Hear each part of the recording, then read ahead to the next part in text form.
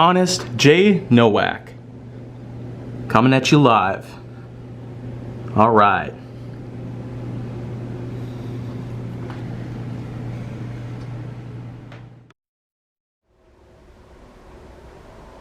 A pleasure to meet y'all at last, and welcome back to Honest J. Nowak Graphix. And so, here we go with some more stuff relating to gaming.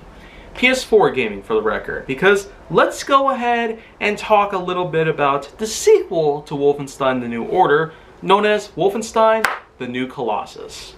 But first, I'm going to go ahead and talk about the precursor to all of these events. The prequel to Wolfenstein: The New Order, known as Wolfenstein: The Old Blood, which was released in 2015, a year after The New Order. It's basically set in 1945, the same time that, well, the opening scene of Wolfenstein: The New Order takes place in. Except there are, in fact, a lot of things out there that take place. The Old Blood actually does what it does best, at giving us an incredible way to insightfully figure out what kind of storyline are we looking at before the events of the other Wolfenstein games would eventually take place. And when you really think about it, though, having a prequel can actually be pretty helpful in a way to bring up a nice big chunk of the past to helpfully connect with the present time. But on the other hand, a lot of people might not find it to be necessary by all means. Usually it's with the future that shines through, not necessarily with what the past gives us. Because you can never truly go back to the past or change it. But you can do a lot for what the future will offer. You can do a lot here in the present to make your future even better.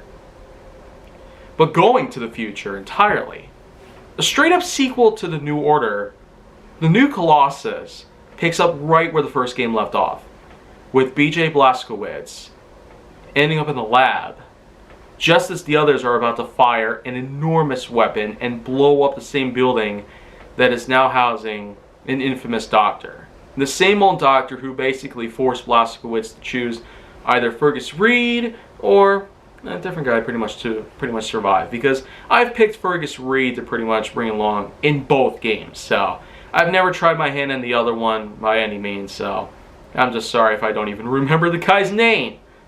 Sorry about that. Well, anyways, the New Colossus basically does things a bit differently. For the most part, it actually does something much different than what the New Order basically gave us.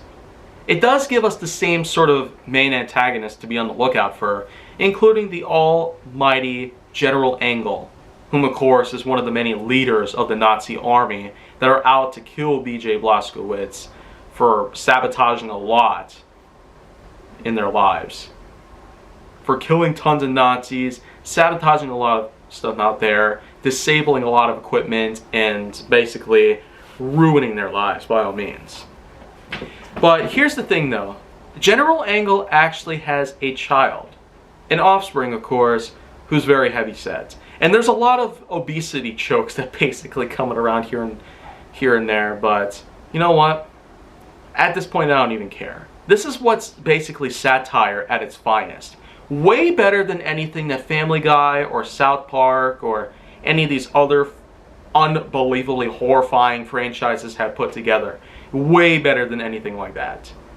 The New Colossus has a lot of satire in this, and plenty of impressive gore and violence. Just like what you'd expect from any kind of Wolfenstein title to begin with.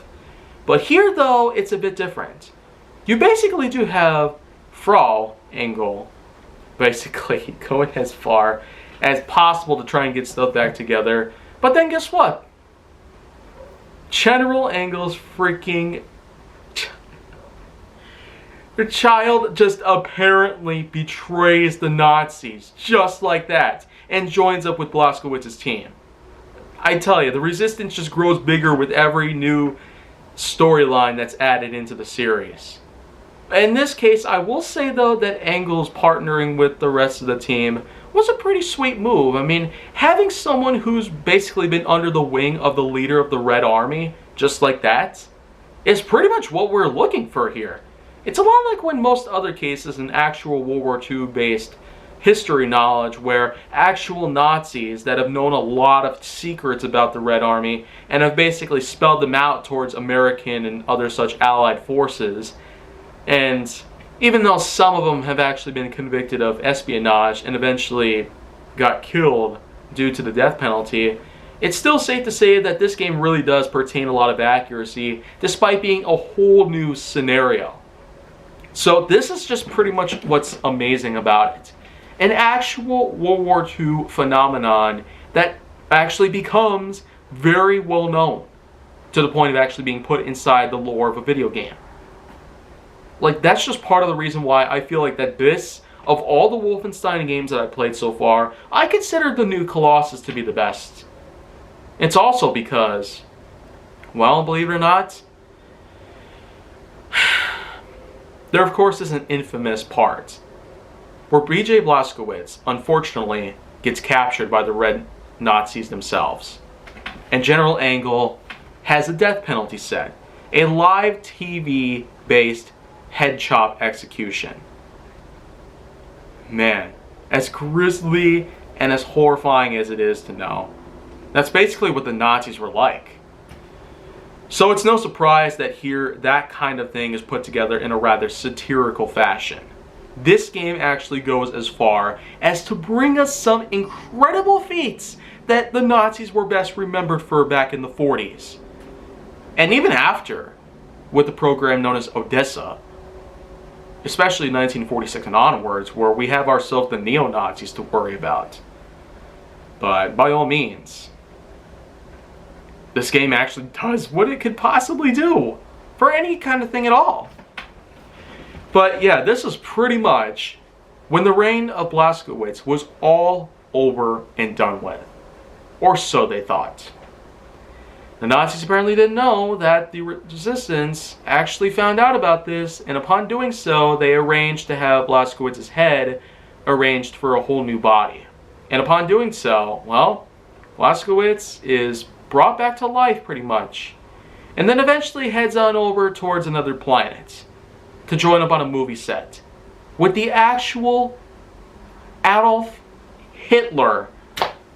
Yeah, Hitler makes an appearance in Wolfenstein. It's pretty much what we would have expected all this time. Apparently here, though, Hitler comes over rather grizzled, sickly, and just straight up horrible. Just like what you'd expect from the real-life Hitler that we've been facing. But it's important to note that this Hitler, at the time in 1961, when this game takes place in, not long after the events of the New Order, Hitler would have been 72 years old, pretty much, in 1961. And it's safe to say here, with all that's put into play, I mean, even if Hitler did not, in fact, commit suicide in 1945, it's probably safe to say we probably would never see Hitler for very long anyways. So, I mean, for the Nazis to win the World War II, for this sort of scenario to be put down in such a rather elaborate, yet rightfully so lengthy series like this, it's pretty much what you'd expect. But I do in fact have to go as far to say that the most satisfying parts, like most things in life, would be the very climax of the game itself, the very ending. The entire resistance goes together and prepares for an all-out attack on an actual movie set, where General Engel is in fact there on live television. Blazkowicz basically goes in, given a chop of the axe towards Engel's head, and that's basically where it's at, right there. Blazkowicz just straight up gets revenge on General Engel for attempting to pull off a certain decapitation, just like that. So, basically, Blazkowicz gets executed on live television, and then General Engel gets executed on live television. A perfect payback, if I say so myself. Then, of course, they announce their little propaganda streak right there on the camera. And the game ends, pretty much. So that's pretty much what the new Colossus is like. I really do have to say. The kind of weapons you face, the kind of Nazis you face, all the sorts of robots and the like that you face up against, all the sorts of amazing stuff that happens in the game itself. And even the almighty Panzer Huns are back. Those certain robotic creatures that are out to get you left and right. I tell you, this is pretty much where we're at here. The new Colossus proves a lot more than what's ever was possible. And so, that's just pretty much where I consider this to be probably the best we'll ever see in the Wolfenstein series. But yet, with what we've already seen from the New Order, the Old Blood, and the old new Colossus, pretty much, 3 games we already got. Then, of course, there actually came along another game. Another Wolfenstein title in 2019. I will probably talk about that some other time, but if you want to see more go down on my channel, then make sure that you like, subscribe, comment, follow me on social media, and stay on the Hollywood side.